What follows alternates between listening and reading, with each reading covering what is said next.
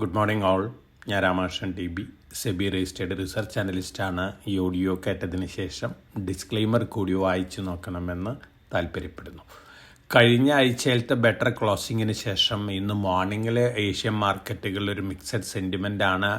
Japan, Hong Kong മാർക്കറ്റുകളെല്ലാം തന്നെ slightly വീക്കാണ്. അതേസമയം Chinese market better ആയിട്ടാണ് ഇന്ന് ട്രേഡ് ചെയ്യുന്നത്.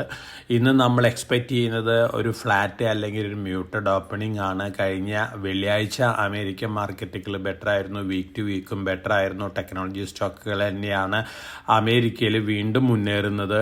ഈ ആഴ്ചയിൽ നാളെയും മറ്റന്നാളാണ് US ഫെഡിൻ്റെ റേറ്റ് ഡിസിഷൻ വരുന്നത്. ബുധനാഴ്ച വൈകുന്നേരമാണ് US ഫെഡിൻ്റെ ഒഫീഷ്യൽ ഡിസിഷൻ അനൗൺസ് ചെയ്യാൻ പോകുന്നത്.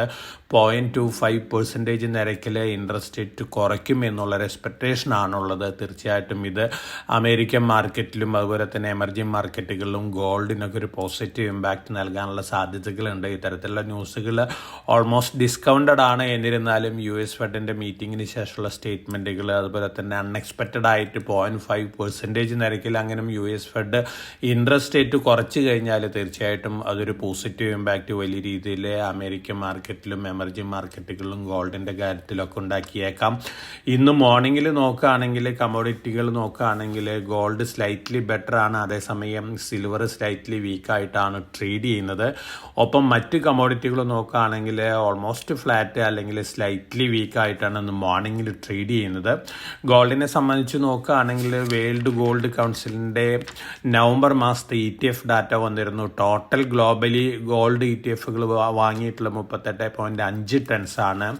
അത് ഒക്ടോബറിൽ 55.1 ടൺസ് ആയിരുന്നു. അതുപോലെ തന്നെ സെപ്റ്റംബറിൽ 145.7 ടൺസ് ആയിരുന്നു. അതോടൊപ്പം തന്നെ ചൈനീസ് സെൻട്രൽ ബാങ്ക് പറഞ്ഞിരിക്കുന്നത് നവംബർ മാസത്തിൽ അവർ അറൗണ്ട് 1 ടൺ ആണ് ഗോൾഡ് ആഡ് ചെയ്തിരിക്കുന്നുള്ള റിപ്പോർട്ടാണ്. തീർച്ചയായിട്ടും അടുത്ത ദിവസങ്ങളിൽ സെൻട്രൽ ബാങ്കുകളുടെ ബൈയിങ് തന്നെയാണ് ഒരു ഇൻഡിക്കേറ്ററായിട്ട് വരാൻ പോകുന്നത്. ഗോൾഡിനെ സംബന്ധിച്ച് കഴിഞ്ഞ വർഷത്തേക്കാളും കുറവാണ് ഈ വർഷം സെൻട്രൽ ബാങ്കുകൾ വരുന്നതെങ്കിൽ ബൈ ചെയ്യുന്നതെങ്കിൽ തീർച്ചയായിട്ടും ചെറിയ നെഗറ്റീവ് സെൻറ്റിമെൻ്റ് ഒക്കെ ടെമ്പററി ആയിട്ട് ഗോൾഡിൽ ക്രിയേറ്റ് ചെയ്താക്കാം. പക്ഷേ US ഫെഡിൻ്റെ റേറ്റ് ഡിസിഷൻ തീർച്ചയായിട്ടും അതൊക്കെ കോമ്പൻസേറ്റ് ചെയ്യും എന്നുള്ള എക്സ്പെക്റ്റേഷൻ ഉണ്ട്.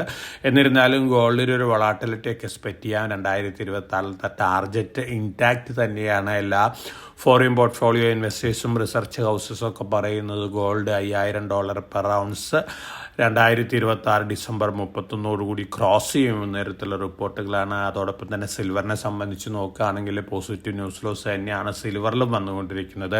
കോപ്പറും പോസിറ്റീവ് ന്യൂസ് ലോസ് ഉള്ള ഒരു കമോഡിറ്റിയാണ്. അപ്പം ഈ 3 കമോഡിറ്റികളും അടുത്ത വർഷത്തിൽ മുന്നേറാനുള്ള സാധ്യതകളാണ് കാണുന്നത്. ഡിസംബർ ഇയർ എൻഡാണ്, കലണ്ടർ ഇയർ എൻഡാണ് യൂറോപ്യൻ അമേരിക്കൻ മാർക്കറ്റുകളെ സംബന്ധിച്ച്. അതുകൊണ്ട് തന്നെ ഈ മാസം എൻഡോട് കൂടിയിട്ട് നമുക്ക് കമോഡിറ്റികളിലും നല്ല രീതിയിലുള്ള വൊളാറ്റിലിറ്റി ഒക്കെ എക്സ്പെക്റ്റ് ചെയ്യാം. ഒപ്പം ഇന്ത്യൻ റുപ്പിയുടെ കാര്യം നോക്കുകയാണെങ്കിൽ കഴിഞ്ഞ ആഴ്ചയിൽ റെക്കോർഡ് ലോ ഹിറ്റ് ചെയ്തതിന് ശേഷം ബെറ്റർ ആയിട്ടാണ് വെള്ളിയാഴ്ച ക്ലോസ് ചെയ്തിരിക്കുന്നത്. വീക്ക് ടു വീക്ക് നോക്കുകയാണെങ്കിൽ ബെറ്റർ അല്ല, എന്നിരുന്നാലും ഒരു പോസിറ്റീവ് പിക്ചറാണ് നൽകുന്നത്. തീർച്ചയായിട്ടും റുപ്പി മൂവ്മെൻറ്റ് ഇന്ത്യൻ എക്കണോമിക്കിനെ ബാധിക്കുന്ന ഒരു കാര്യമാണ്. അതുകൊണ്ട് തന്നെ റുപ്പി വലിയ രീതിയിൽ താഴെ പോവുകയാണെങ്കിൽ തീർച്ചയായിട്ടും അതിൻ്റേതായ നെഗറ്റീവ് ഇമ്പാക്റ്റുകൾ എക്കണോമിയിലും അതുപോലെ തന്നെ മാർക്കറ്റിലൊക്കെ ഉണ്ടാകാനുള്ള സാധ്യതകളുണ്ട്. അപ്പോൾ റുപ്പി മൂവ്മെൻ്റ് ഒന്ന് ക്ലോസിലി വാച്ച് ചെയ്യുന്നതായിരിക്കും. കഴിഞ്ഞ ആഴ്ചയിൽ RBI 0.25% നിരക്കിൽ റെപ്പോ റേറ്റ് കട്ട് ചെയ്തിരുന്നു. അത് തീർച്ചയായിട്ടും ഇന്ത്യൻ കോർപ്പറേറ്റുകൾക്കും ഇന്ത്യയിലെ ജനങ്ങളെ സംബന്ധിച്ചും പോസിറ്റീവ് ഇമ്പാക്റ്റ് നൽകുന്ന കാര്യമാണ്. പ്രത്യേകിച്ച് GST റിഡക്ഷൻ വന്നിരിക്കുന്ന ഈ അവസ്ഥയിൽ കൺസംഷൻ കൂട്ടാനായിട്ട് റെപ്പോ റേറ്റ് കട്ട് ഉപകരിക്കും എന്നുള്ളൊരു എക്സ്പെക്റ്റേഷനാണുള്ളത്. ഇനി നമ്മളെ സംബന്ധിച്ച് സ്റ്റോക്ക് സ്പെസിഫിക് ആയിട്ടുള്ള ആക്ഷൻസ് നോക്കുകയാണെങ്കിൽ JSW സിമെൻറ്റ് വലിയ രീതിയിലാണ് കപ്പാസിറ്റി എക്സ്പാൻഡ് ചെയ്യാൻ പോകുന്നത്. തീർച്ചയായിട്ടും long time point of view നോക്കുകയാണെങ്കിൽ ഇപ്പോഴത്തെ പ്രൈസിങ് വെച്ച് നോക്കുകയാണെങ്കിൽ നല്ലൊരു സ്റ്റോക്കാണ്, നല്ല ബിസിനസ് ഗ്രൂപ്പിൻ്റെ ഒരു സ്റ്റോക്കും കൂടിയാണ്. അതുകൊണ്ട് തന്നെ ഫർദർ താഴെ പോകുന്ന അവസരങ്ങളൊക്കെ ലോങ് ടൈമിലേക്ക് JSW സിമെൻറ്റ് അക്യുമുലേറ്റ് ചെയ്ത് നന്നായിരിക്കും. അതോടൊപ്പം തന്നെ സ്റ്റോക്ക് സ്പെസിഫിക് ആയിട്ടുള്ള മറ്റ് ന്യൂസ് ലോസ് നോക്കുകയാണെങ്കിൽ റെയിൽടെല് 14.4 കോടി രൂപ ഒരു ഓർഡർ ബാക്ക് ചെയ്തിട്ടുണ്ട്. AI എനേബിൾഡ് ലാപ്ടോപ്പ് സപ്ലൈക്ക് വേണ്ടിയാണ്. ഡൈനാമാറ്റിക് ടെക്നോളജീസ് ദാസോ ഏവിയേഷനായിട്ടൊരു ടൈപ്പിൽ എത്തിയിട്ടുണ്ട്. കംപ്ലീറ്റ് റിയർ ഫ്യൂച്ചറേജ് പാർട്സ് ഉണ്ടാക്കാൻ വേണ്ടിയാണ്. ഫാൽക്കൺ 6X ബിസിനസ് ജെറ്റുകൾക്ക് വേണ്ടിയാണ്. ഡൈനാമിറ്റിക് ടെക്നോളജീനെ സംബന്ധിച്ച് പോസിറ്റീവാണ്.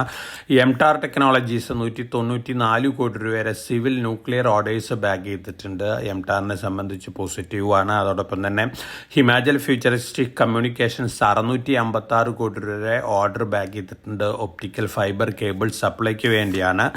ലാൻഡ്മാർക്ക് കാർസ് പൂനെയിൽ ഫസ്റ്റ് BYD ഷോറൂം സ്റ്റാർട്ട് ചെയ്യുകയാണ്. ലാൻഡ്മാർക്ക് കാറിനെ സംബന്ധിച്ച് പോസിറ്റീവാണ്.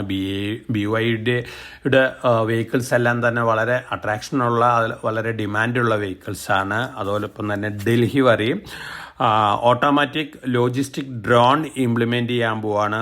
ഹൈസ്പീഡ് ഡെലിവറിക്ക് വേണ്ടിയാണ്. ഡെലിവറിനെ സംബന്ധിച്ച് പോസിറ്റീവായിട്ട് ന്യൂസാണ്.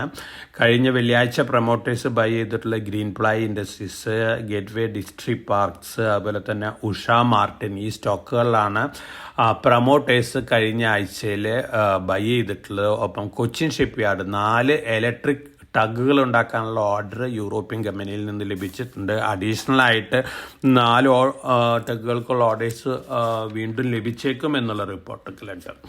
ഇനി നമ്മൾ ബയോക്കോണിൻ്റെ സബ്സിഡിയറി ആയ ബയോക്കോൺ ബയോളജിക്സ് ആയിട്ട് മെർജ് ചെയ്യാൻ പോവുകയാണ്. ബയോളജിക്സിനെ ബയോക്കോണിലേക്ക് മെർജ് ചെയ്യാണ്. മറ്റു ഷെയർ ഹോൾഡേഴ്സിനെ മുഴുവൻ ബൈബാക്ക് ചെയ്യാണ്. സ്വാപ്പ് റേഷ്യോ അതുപോലെ തന്നെ ക്യാഷ് സെറ്റിൽമെൻറ്റിൽ കൂടിയാണ് ബൈബാക്ക് ചെയ്യുന്നത്. $5.5 ബില്യൺ വാല്യുവേഷനുള്ള സബ്സിഡിയറിയാണ്. ലോങ് റണ്ണിലേക്ക് ബയോക്കോനെ സംബന്ധിച്ച് പോസിറ്റീവായിട്ടുള്ള ന്യൂസാണ്. IPO മാർക്കറ്റ് നോക്കുകയാണെങ്കിൽ കഴിഞ്ഞ ആഴ്ചയിൽ മീഷോ ലിമിറ്റഡ്, എക്കസ് ലിമിറ്റഡ്, വിദ്യ വയേഴ്സ്, ഈ 3 മെയിൻ ബോർഡ് IPOs നല്ല രീതിയിൽ ഓവർ സബ്സ്ക്രിപ്ഷൻ നേടിയിരുന്നു.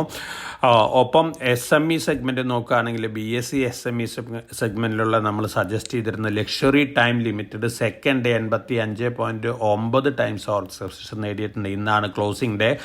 നല്ല ഓവർ സബ്സ്ക്രിപ്ഷൻ ലഭിക്കാൻ സാധ്യതയുള്ള ഒരു IPO തന്നെയാണ്. ഒപ്പം കഴിഞ്ഞ വെള്ളിയാഴ്ച ഓപ്പൺ ആയിട്ടുള്ള method hub software limited BSE SMEയിലാണ് 1.95 times over subscription നേടിയിട്ടുണ്ട്. ലിസ്റ്റിംഗ് ഗെയിൻ കിട്ടാൻ സാധ്യതയുള്ള 2 IPOs ആണ് ഈ 2 IPOസും.